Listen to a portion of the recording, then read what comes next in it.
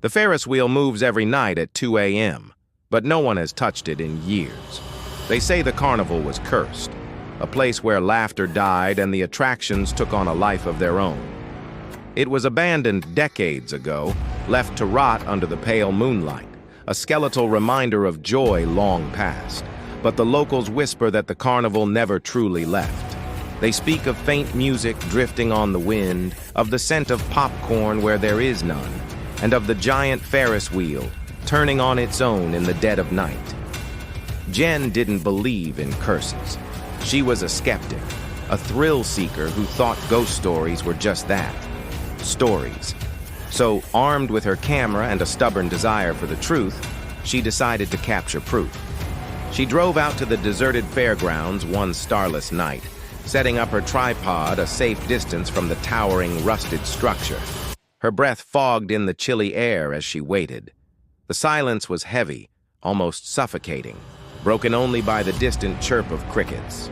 Right on schedule, as the clock on her phone ticked over to 2 a.m., it began. A low, grinding groan echoed through the field as the colossal wheel started its slow, deliberate rotation. Jen's heart hammered against her ribs, a mix of fear and exhilaration coursing through her. She started recording, her hands trembling slightly. The lights on the wheel, long dead and disconnected, began to flicker erratically, casting eerie, dancing shadows across the overgrown grass. One moment they were a dim, sickly green, the next a pulsing, blood red. She focused her lens, zooming in on the empty seats as they ascended into the darkness. They swayed gently, as if carrying invisible passengers. Jen felt a chill that had nothing to do with the night air. This was impossible. There was no power, no operator. Yet, it moved. As she continued to film, her journalistic curiosity battled with a primal urge to run. Then, she decided to zoom in on the very top seat, the one that paused at the apex of the wheel's rotation, silhouetted against the faint glow of the distant city. Her breath caught in her throat. The seat wasn't empty. A figure was sitting there, a dark shape against the sky. It was perfectly still for a moment, and then, slowly, it raised a hand and waved. A wave of relief washed over Jen. It must be her friend, Mark. He loved playing pranks, and this was exactly his kind of elaborate, terrifying joke. He must have snuck in ahead of her to scare her. She chuckled, shaking her head at his audacity, ready to call him out.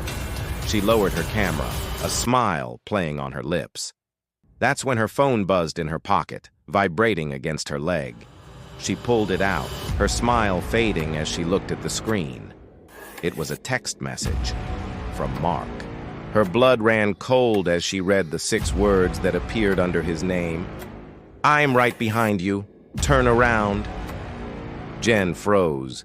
The sound of the grinding wheel seemed to fade into a dull roar in her ears.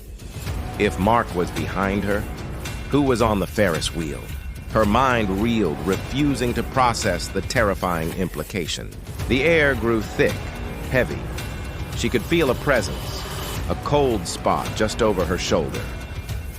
The crickets went silent.